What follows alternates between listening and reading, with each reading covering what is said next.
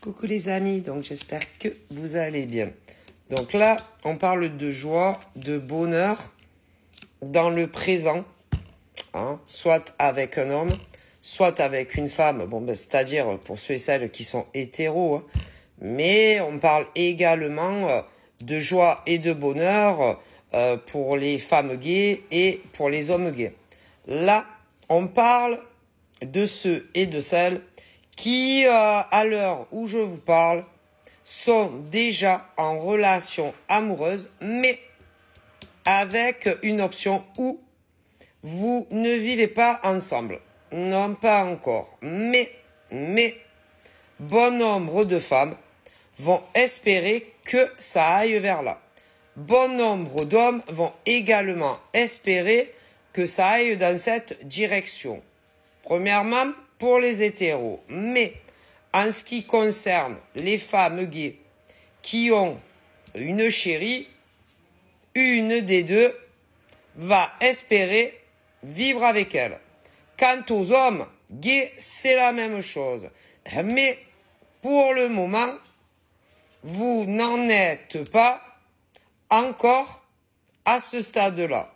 Mais, bon nombre de femmes y pensent déjà. Bon nombre d'hommes y pensent déjà. Que ça soit les hétéros et les gays. Le problème, c'est que vous êtes, à l'heure d'aujourd'hui, dans une relation amoureuse où, tu n'oses pas en parler à l'autre et l'autre ne t'en parle pas, ne te le propose pas. Alors, si on ne te le propose pas, pour nombreux et nombreuses d'entre vous, il y a ceux et celles qui, tout comme vous, n'osent pas vous en parler, hein, parce que il y a des hommes qui sont amoureux de telle nana ou de telle nana.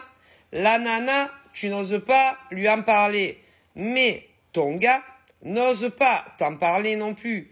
Comme des hommes qui sont amoureux à l'heure d'aujourd'hui de telle nana ou de telle nana ou de telle nana, qui n'osent pas vous le demander. Alors évidemment, la question à se poser, lequel des deux va en parler en premier à l'autre? Il y a une grande probabilité que ça soit toi la nana ou une autre nana qui fera le premier pas pour le demander à l'autre. Parce que certains hommes qui ont une chérie n'oseront pas te le demander. La réponse sera positive. Mais il n'y a pas que ça. Non, il y a d'autres choses qui tournent en boucle dans vos cerveaux. Du genre, est-ce que mon chéri parle à une autre? Est-ce que mon chéri a d'autres rendez-vous amoureux? Est-ce que mon chéri embrasse quelqu'un d'autre? Bon nombre de femmes qui ont un chéri se posent la question.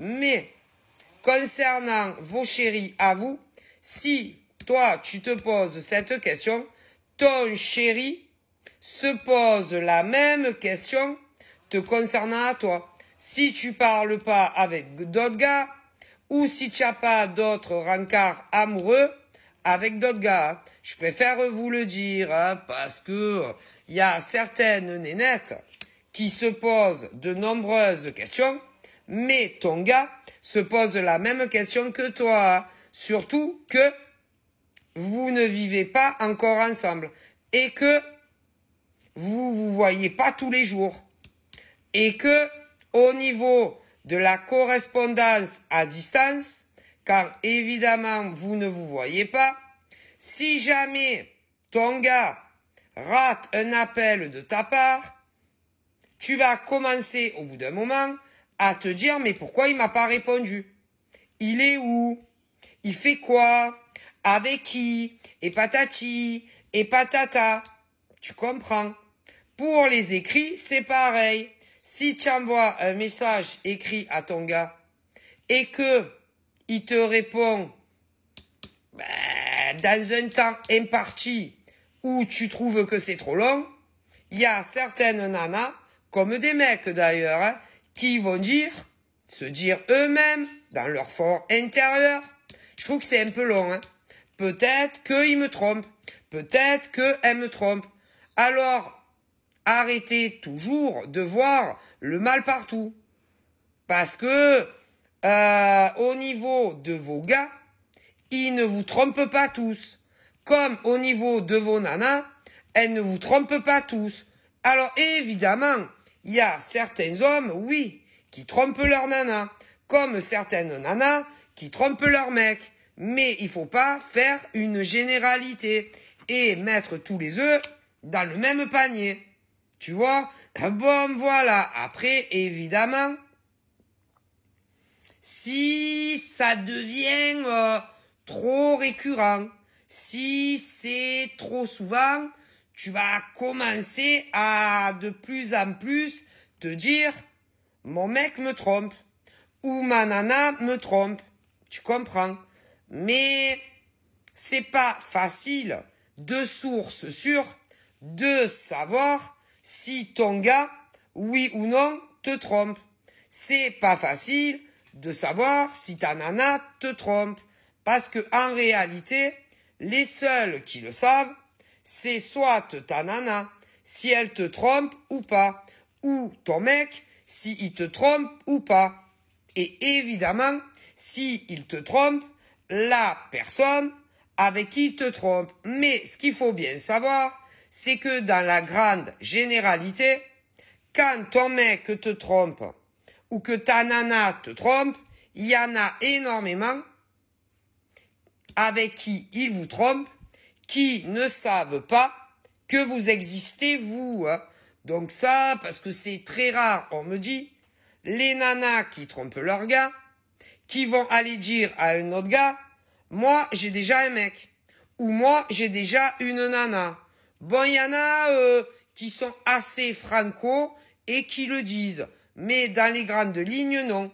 Donc, bon, et il faut pas en faire aussi une obsession, c'est-à-dire où tu fais confiance les yeux fermés à ton mec ou à ta nana, ou alors c'est pas la peine d'être en couple avec qui que ce soit.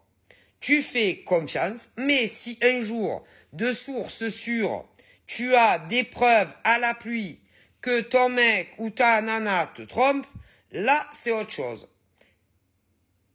Si tu as vraiment des preuves, tu le prends entre 4 mouches, entre 4 yeux, et tu lui sors toutes les preuves que, effectivement, il te trompe, soit hétéro, soit gay. Mais tant que vous n'avez pas de vraies preuves, ce n'est pas la peine de vous enflammer ou d'imaginer quoi que ce soit.